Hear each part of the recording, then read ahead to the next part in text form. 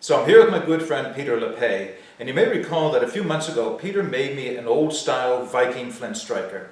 And it's just the best flint striker that I've ever used. Well, Peter has now offered to make me another flint striker that I can give away to one of you in an upcoming giveaway. So Peter's going to show us a little bit about his setup, and then I'm just going to follow through the process of Peter making the flint striker. So this is basically what we're going to be using today. We have a little piece of '01 drill rod left over here from a future project. And we've got a hot cut tool. We've got a variety of a couple of hammers, and we're going to be using a few different tongs. These are square jawed tongs, but they also hold round stock really well, so they're good for square or round. Right on, yeah. Until we turn it into a bar, and then we've got some tongs and some pickup scrolling tongs, and a little bit of a drift and some hammers, right, and a wire brush.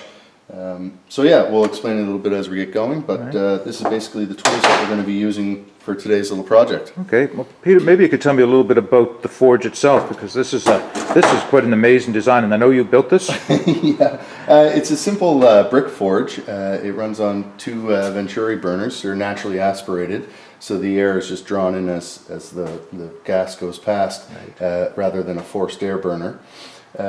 It's made with soft fire bricks, as well as some hard fire bricks incorporated into the floor system, which are the hard fire bricks tend to absorb more heat, but the soft fire bricks tend to reflect more. So we're going to get more heat from the soft fire bricks, but when we're doing forge welding, the soft fire bricks tend to melt with the flux, and if you poke them, it's a very, very soft. It's almost like a pumice style stone. Okay, yeah, right. So if you poke it with a piece of metal, you can really gouge them out pretty quickly. So we try to protect them. There is a refractory lining. If you look inside, it's kind of peeling away. It needs a bit more on it. But okay, yeah. Yeah. So this is just a bit of a versatile system. It can be set up in different configurations for different forging projects. Probably, not the safest forge in the world because it's not all bolted together, but it's fairly sturdy, and I'm the only one using it, so I know how what not to do with it anyways. And I know you were telling me earlier that you have you're looking forward to making some what most people would refer to as Damascus steel, or layered forge welded steel. Pattern welded, and yeah, that's going to be exciting. So and I also know that you're talking about making axis in the future. Is that right? That's something that that's going to be exciting. Dabbling on a few prototypes, so there'll be some stuff coming up in the future with that as well. Excellent, excellent. All right, so I know that once we get the forge up and running, that's going to be making a considerable amount of noise. So I think I'll just step back a little bit. Set the camera up, and we'll get started. Great. All right.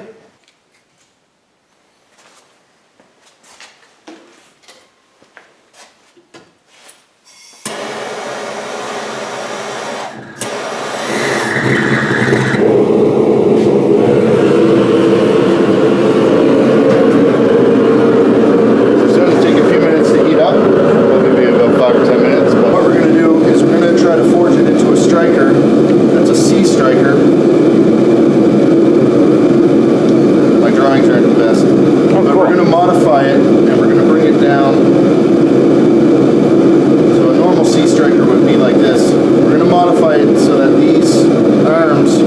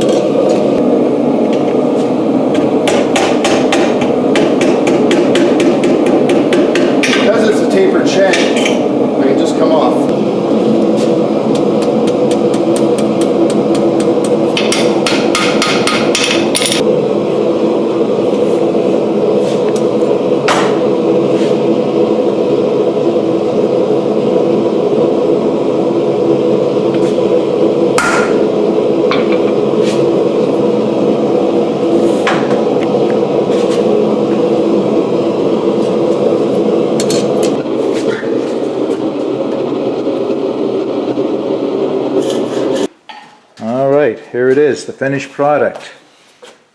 All forged, hardened. And Peter, I'll give Peter a chance to talk a little bit about how he hardened it, the face of it, yet it's a little softer on the outside of it. And what we have is a piece of flint here, and we'll get to throwing some sparks. Proof is in the pudding, right? So we've drawn a temper on it. We hardened the whole thing, then we drew the temper in the arms. If you get really close in, you'll see some of the temper lines. We did 2 temper draws on it. So the face is left pretty hardened, but we softened up a tiny bit of the spine in the arms so that if it was to be dropped or something, it shouldn't break. You know, the harder they are, the better they tend to strike, but you have to find that sweet balance between hardness and durability as well. So anyways, let's give it a little go. We polished up the edge there, and see if we can find some flint amongst the chalk here. Wow, yeah, look at that.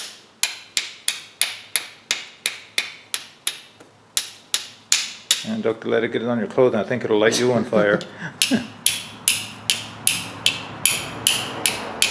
All right, now. I don't know if it's going to pick up in the daylight here as much, but It's jumping all over the place. Yeah, there's a lot of fire coming off of that, a lot of spark, a lot of molten metal.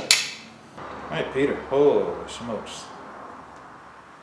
All right, some lucky viewer is going to be winning this Peter LaPaix hand-forged, simply amazing. I'm going to call it legendary spark throwing device. That's what that is. This isn't a flint striker. This is just a fire dragon, like a dragon's tooth, I'm telling you. All right, Peter, thank you.